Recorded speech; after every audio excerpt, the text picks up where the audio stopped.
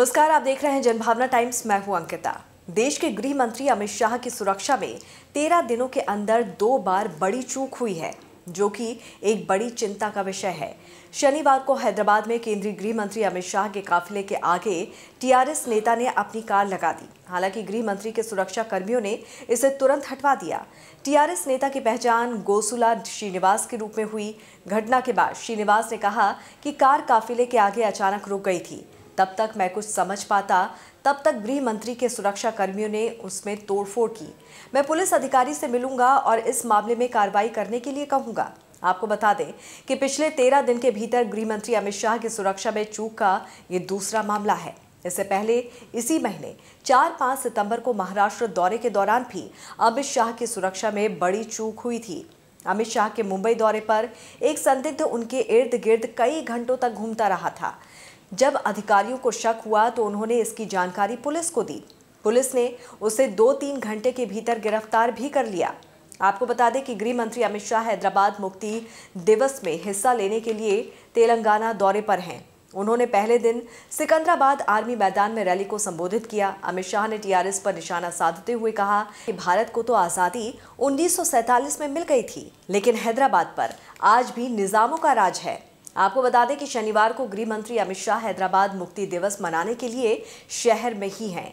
वहीं इससे पहले हैदराबाद मुक्ति दिवस के कार्यक्रम में बोलते हुए गृह मंत्री अमित शाह ने कहा कि लोगों की इच्छा थी कि हैदराबाद मुक्ति दिवस को मनाया जाए। उन्होंने कहा कि इतने साल बाद इस भूमि के लोगों की इच्छा थी कि हैदराबाद मुक्ति दिवस को सरकार की भागीदारी से मनाया जाना चाहिए, लेकिन दुर्भाग्य की बात है कि 75 साल बाद भी यहां शासन करने वाले वोट बैंक की राजनीति के कारण हैदराबाद मुक्ति दिवस मनाने का साहस नहीं जुटा पाए।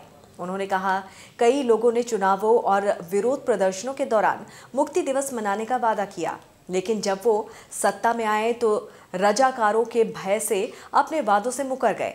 उन्होंने हैदराबाद मुक्ति दिवस मनाने के फैसले के लिए प्रधानमंत्री नरेंद्र मोदी का आभार जताया है। आज हैदराबाद मुक्ति दिन मनाने का उद्देश्य बड़ा स्पष्ट है।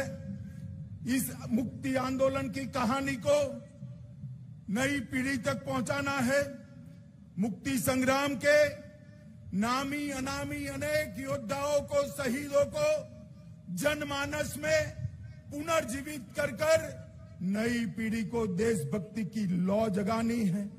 इस संघर्ष गाथा के बारे में मैं चाहूंगा कि पूरे पुराने हैदराबाद स्टेट के आज के तीनों राज्यों के हिस्सों में यूनिवर्सिटी में इस पर रिसर्च हो और अत्याचारों के खिलाफ जो संघर्ष हुआ उसका डॉक्यूमेंटेशन किया जाए और वो डॉक्यूमेंटेशन को न केवल पुराने हैदराबाद स्टेट, देश भर के कोने कोने में पहुंचाकर ये वीरों की वीर गाथा को श्रद्धांजलि दी जाए। हमारी नई पीढ़ी में देशभक्ति की भावना इससे पुनर्जीवित होगी और जिन्होंने भी देश के लिए सब कुछ न्यौछावर किया है वो उनके सम्मान के अधिकारी है, उनको अधिकार मिलेगा।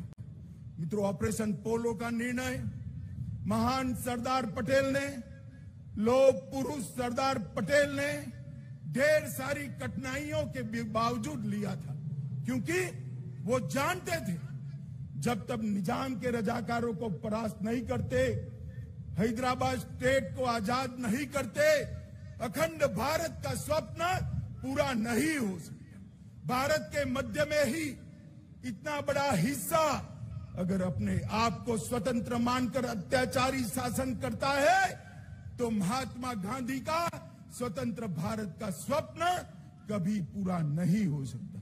के.एम. मुंशी और सरदार पटेल, ये दोनों ने, मुंशी जी ने एजेंट जनरल ए नाटे रिपोर्ट ली और माउंटबेटन के थर्ड डोमिनियन की परिकल्पना को विच्छेद करते हुए सरदार पटेल ने यहां पुलिस एक्शन लिया और हमारा ये हिस्सा आजाद हुआ।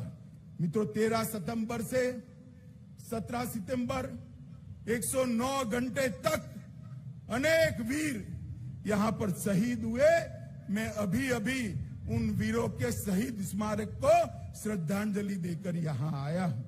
आपको बता दें कि 2019 में अमित शाह के गृह मंत्री बनने के बाद उनकी सुरक्षा व्यवस्था बढ़ाई गई। शाह को Z+ सिक्योरिटी के साथ साथ ब्रीफकेस बैलिस्टिक शील्ड का भी कवर दिया गया था। ये एक पोर्टेबल बुलेट प्रूफ शील्ड या portable fold out ballistic shield होती है, जिसे हमले के दौरान खोला जा सकता है। Z+ सिक्योरिटी के तहत शाह के साथ 24 से 30 कमांडो हर वक्त होते हैं। देश और दुनिया की तमाम खबरों को विस्तार से जानने के लिए आप हमारी वेबसाइट www.thejbt.com को लॉगिन कर सकते हैं। जुड़े रहिए जनभावना टाइम्स के साथ। नमस्कार।